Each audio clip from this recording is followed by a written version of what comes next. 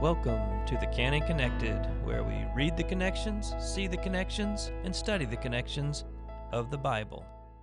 Greetings! It is day number 28 of the Canon Connected, and if you've been following along with us since the beginning, congratulations on making it to 4 weeks with us out of 52.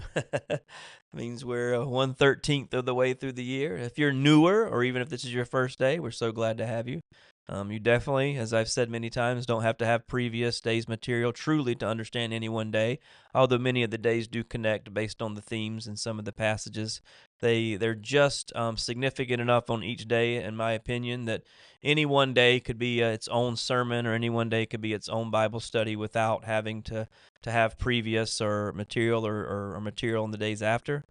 Today we're starting a new topic, and this will be one that covers a few days, and that is Sodom and Gomorrah. This could be a very hot-button topic in America in 2026 in the United States. And again, as always, I hope to handle it with as much biblical integrity, as much humility, as much love, but also as much truthfulness as possible. But today I just want to talk about the very basic, start to finish story of Sodom and Gomorrah in the book of Genesis. We did something similar with the story of Abraham and even with Noah, in that we spent, a whole reading, or in Noah's case, almost a whole reading, just doing his story. And that matters because I know this is a connected reading plan, and a lot of times we piece together things all over the Bible, and some days you'll find, a passage here that's a few verses, and then 2 verses here, and a verse here, and a verse there. And I sometimes wonder if people struggle with that because they want to read, big, long passages all together and stories all together. And my reassurance to anyone is that every single day, every single reading, my main goal is to have at least one passage where it seems like it's the main text. And sometimes it's important enough to me to read long, passages of Scripture and stories and not break them up, that oftentimes we don't. Again, we did not with Noah. We read the whole Noah story in one sitting, early on this year. We did the same thing with Abraham. The catch-up days, as you have seen a couple of times and we'll see, are all designed to be reading, sections of Scripture that are supposed to be read together, so reading them all together. And so we're going to do the other commentary from the Bible on Sodom and Gomorrah in the next days. But today, we're going to focus just on the actual story, the background to Sodom and Gomorrah, and then how Lot ended up there in Genesis 13, and then how God ended up destroying it for its wickedness and its sin.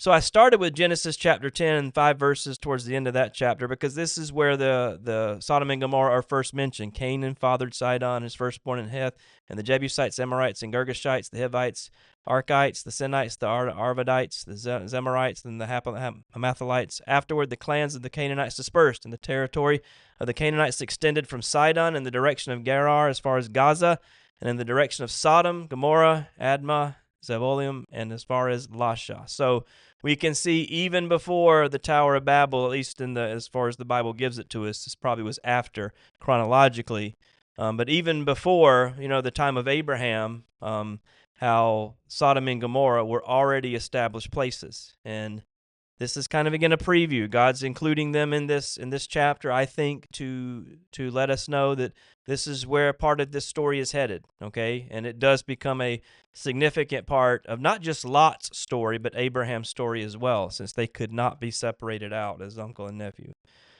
So, Genesis chapter 13 says, So Abraham went up from Egypt, again, as God was directing him, he and his wife and all that he had, and Lot with them, into the Negev. And of course, if you read the passage today, there was too many of them. They couldn't get along anymore. And so Abraham gave Lot the choice of land. And Lot chose for himself. And I think that the language of chapter 13 verse 11 is significant. I think it's also significant, as we discussed a long time ago in one of the previous readings, Lot lifted up his eyes. Lot made this decision based on his earthly eyes, not the eyes of faith, not God directing his eyes. And he chose for himself all the Jordan Valley, and Lot journeyed east, and he kept going. It says Abraham settled in the land of Canaan, while Lot settled among the cities of the valley and moved his tent as far as Sodom. Like you can see the greed. He just keeps getting closer and closer. And then chapter 13 gives us a very important note on this story. Now, the men of Sodom were wicked, great sinners against the Lord. Sodom and Gomorrah are included in this battle of 4 kings versus 5 in Genesis 14, so I included this. And there's a little bit of a hint at the end of that story, again, how God disapproved of Sodom and Gomorrah and their sin, which is what we're going to discuss in the days to come, what all they did. But it's interesting, part of this story, because Abraham and Lot have such, close interactions with them. Lot primarily, and Abraham because he loved Lot. There is so much going on here that is absolutely, I would say some gray areas of theology, because we know clearly from chapter 13, as well as what happens after this, Sodom and Gomorrah were evil. And yet Lot living there means that Abraham has to save them along with trying to save, his nephew. And there's even dealings at the end, and Abraham does not accept the spoils of war from these evil, wicked people, but it's not even necessarily because they're evil or wicked, but because he had made a vow to God. But it's just interesting to me how Abram, at this point called Abram, he is just interacting with the king of Sodom, and again, he was on the same side as him because of what his nephew did. And man, sometimes there are times in life where you have to make decisions about dealing with people who are in sin or whatever, and you're trying to decide what the right things to do are. And sometimes, man, it is very difficult to navigate those circumstances. And the truth about Lot is that, and we'll talk about this some over the course of this, because this matters. When you read the story, Lot looks like a bad guy, and yet in the New Testament, Peter says Lot was righteous. I don't have any doubt that Lot's in heaven, despite all what we read. And he was even spared from Sodom and Gomorrah's destruction because of his righteousness, but he doesn't come across that way. That kind of gives me pause about judging people whenever I don't know a lot of the facts, okay? I've said this before many times. The fact that Lot's in heaven, when you read his story, and Samson and Gideon, those are some terrible people when you read their stories. God used them, yes, but man, these people had lives defined by some of the worst sins, and yet, Gideon and Samson are in Hebrews chapter 11, and Lot's in, 1 Peter, as claimed as a righteous man. But it's in the chapter 14 is interesting to me because of how Abraham deals with Sodom and Gomorrah, trying to help his nephew. And then Genesis 18 and 19 actually tell the story, okay? And that's a lot of this is what we're going to the commentary on this from the rest of the Bible to help us understand what this means. But there definitely seems to be two very significant sins here, one of sexual perversion and one of inhospitality. Those two things kind of go at each other in American theology, it seems like. But I think both of those things are present, and we're going to discuss both of them over the next couple of days. And I do want to say this about the story. It is absolutely, again, proof, all right, that God will rescue the minority, even if there's only a handful of righteous people in a predominantly wicked culture. God has the ability to save. That was one of the big lessons from Noah. And there are a lot of comparisons between Noah and Lot. We didn't do connected readings based on them. But again, if you're just talking about the whole Bible, when you see Noah and then you see Lot, and they're generations apart, right? They're not close to each other in time.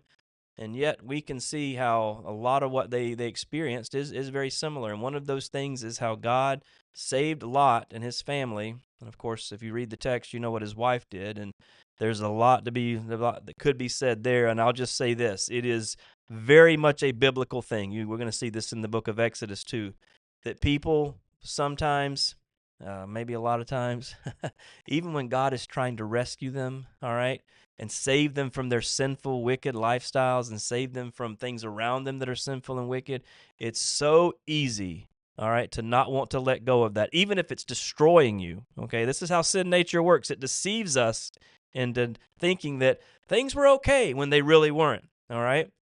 And just like the Israelites in Exodus wanted to go back to slavery so they could have fruit, Lot's wife here, she looks back. There's so much danger in that. There's so much that is real about that to me, that people often, whenever God is trying to save them and trying to rescue them, they still want to look back. They still want to remember how things were, and they don't really truly want to let it go. And I think this is maybe, I don't know if I could say probably, I really have no idea, but it at least makes me think of Jesus saying, anyone who puts his hand to the plow, you can't look back. If you're going to follow Jesus, you got to be all in, okay? And if you want God to save you, you've got to be all in, all right? And this connects to a lot of other things in the Bible that we'll get to eventually. But we just, the reading was so long for today, just from the basic bare bones story of Sodom and Gomorrah, that we stuck with that just for today. So our podcast is a little bit shorter today, but we're going to need this information as we get into the other biblical commentary and what the sins of Sodom actually were, and why the Bible it speaks of them so plainly and considers them so wicked and evil. So I hope you'll come back to be with us again tomorrow as we continue to read the connections, see the connections, and study the connections. Thank you.